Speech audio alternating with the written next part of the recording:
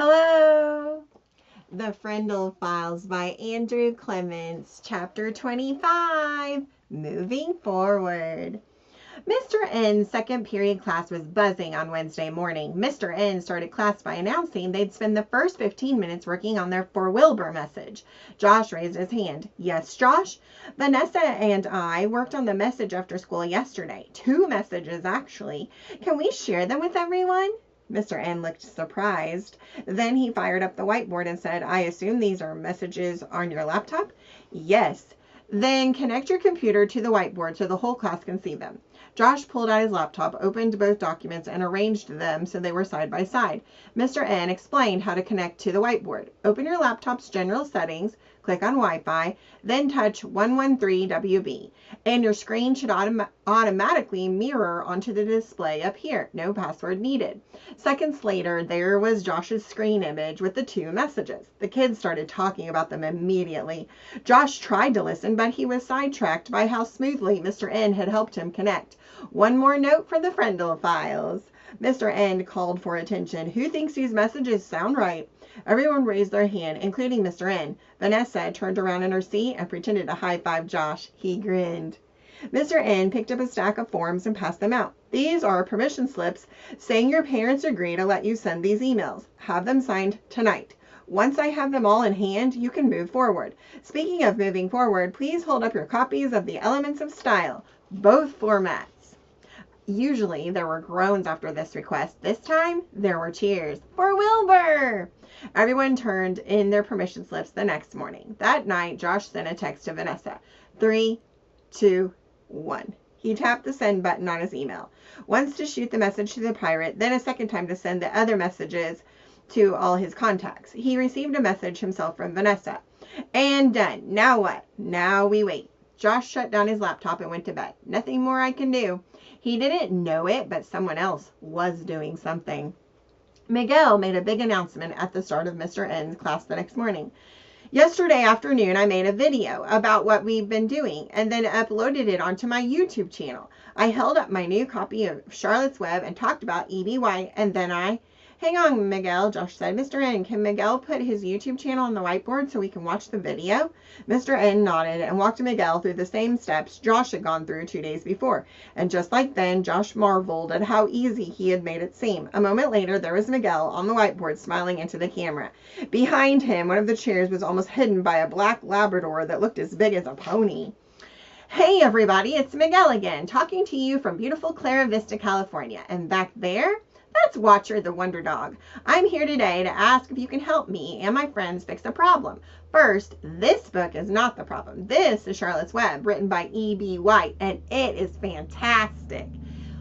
I loved it when I was 8, and I still love it now. Here's a picture of the author, E.B. White, sitting at his typewriter, and this guy was a super genius at writing. See this paperback, The Elements of Style? This is not the problem either. This book is all about good writing, and E.B. White first heard about it when he was in college, because his professor, William Strunk Jr., wrote the first edition. Then, years and years later, good old E.B. worked on the book and added some new stuff of his own to it, which is why his name is on the cover.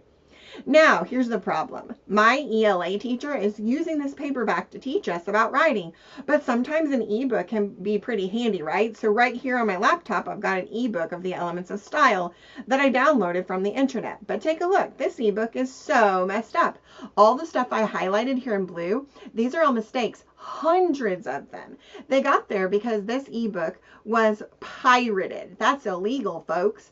And a word of warning, pirated ebooks sometimes contain viruses. This one didn't, luckily, but how would you feel if someone took your words, and stole them, and to make it worse, did so badly? Well, my ELA class is working on an email to send to the pirate demanding that the ebook be deleted from the internet immediately. We hope everybody who cares about Charlotte's Web and good writing will join us and email the same message. Watcher, bad dog. Shoot, I gotta go feed Watcher before he starts eating the chair. Stay tuned for future developments, like the message we're going to send. And don't forget to give this video a thumbs up and forward it to everybody you know. Thanks a bunch, and catch you later. Down, Watcher.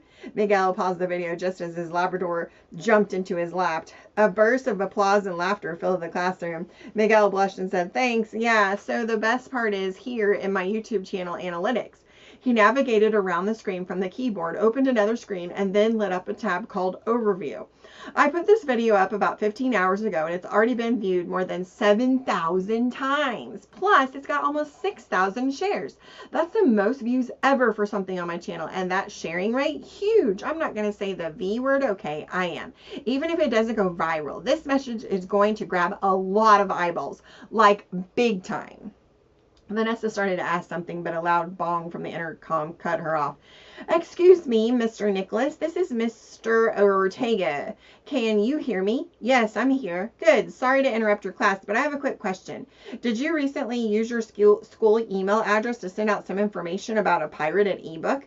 All the kids looked at the speaker below the clock except for Josh. He watched Mr. N. "Yes," he said. "I reached out to some colleagues yesterday. It's part of a class project, and we were just talking about it." No sound but a hum from the speaker for a full 5 seconds. Josh kept his eyes on Mr. N's face.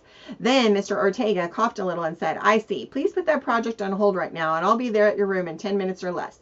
Anyone else watching Mr. N during those seconds of silence might not have spotted anything, but Josh wasn't anyone else. He had become an expert at reading Mr. N's face, and he had seen the tiniest hint of a smile. The intercom clicked off, and a gush of whispers flooded the room. Something big was about to happen in 10 minutes or less.